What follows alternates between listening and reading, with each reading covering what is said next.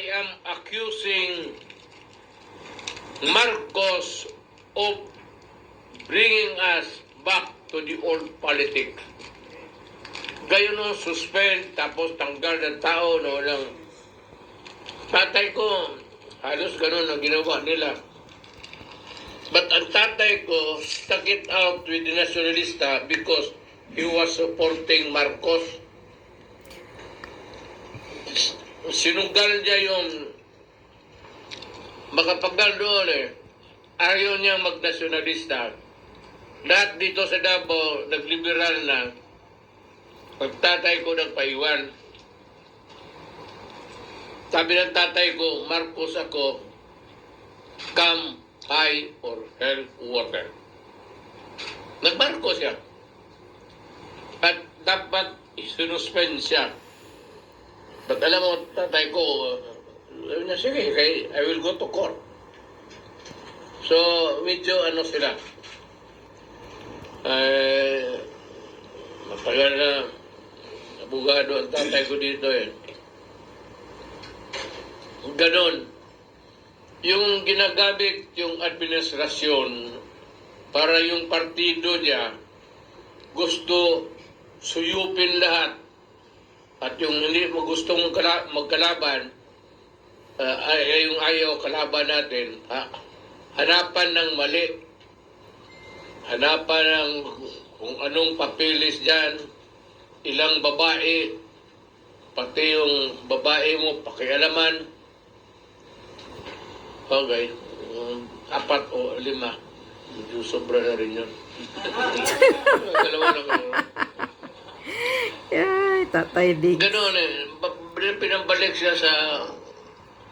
He is really, if that is what he is doing now, I am accusing him of another thing, being an authoritarian leader. Ngayon, kami dito, tahimik lang. Lumabas lang ito, kasi panggipit na talaga na hindi maganda. Wala mang partido na opposition sa kanya. So we will convince those who are against him to join us and form an alliance or whatever. Hindi na kailangan an alliance against Marcos. Sir, Mr. President, huwag kang magalit. Mali yung ginagawa mo. And I am accusing you.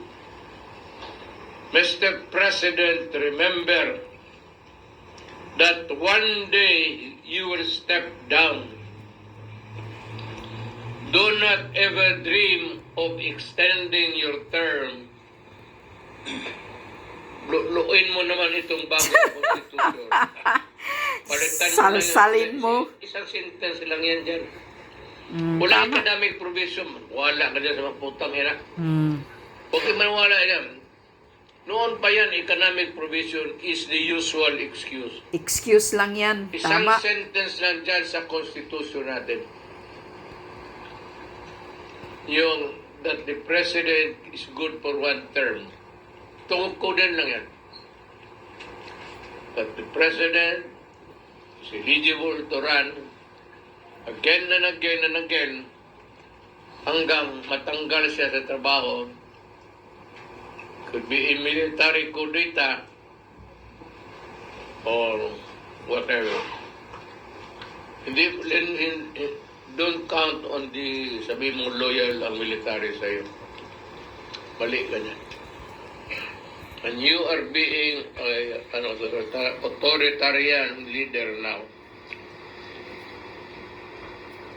Do not push your luck too far. Tama. Kasi marami pa rin Pilipino, hindi lang umiibig. Ako nga, hindi umiibig Pero pag pinilit mo ako, bunganga ako talagang bastos, mapipilitang bastusin kita. Kung magalit ka sa akin, Sa iyo. Papatay mo ako, pakulong mo ako. But remember, hindi lulusot yan tsatsa mo. At hindi ako marunong mag-Tagalog yun. Manatili yung hanggang 6 years pa lang. Malapit na. Malapit na. Kung makaabot ng 6 So, years, Tatay dreaming Diggs. Kung hindi, paano yan? Sinabi ko sa iyo, huwag mong pilitin gaya sa ginawa ng tatay mo. Anak Correct. ka ng puta, talagang ginagawa mo na. Beware of the consequences sa mga bagay na ito because do not fuck with the Constitution. At yung extend din, bakit kayo magka-presidente lang gusto ninyo? Pati yung, ayaw ko lang nasabihin, pati yung tatay mo nagkalit-silit kasi umaba ang panahon. Yung Constitution na yan, sagrado yan. It's the Bible of the people. Correct. Not religious, but it is the Bible of the people sa civic aspect ng buhay. Pilitin mo yan. Suspend ka dito, mag-suspend ka doon. Ako ang magsasalita. Sinabi ko na sa iyo noon,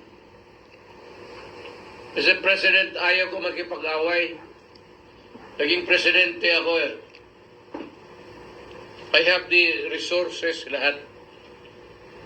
But wala akong, never had the idea of, ganun. Kontento na ako doon sa 6 years. Dapat makontento ka na. And you try to redeem the name of Marcos. Do not destroy it for the second time. Kasi it might not really be good for you.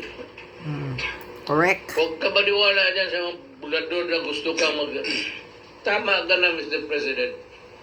Okay ka na sa 6 years.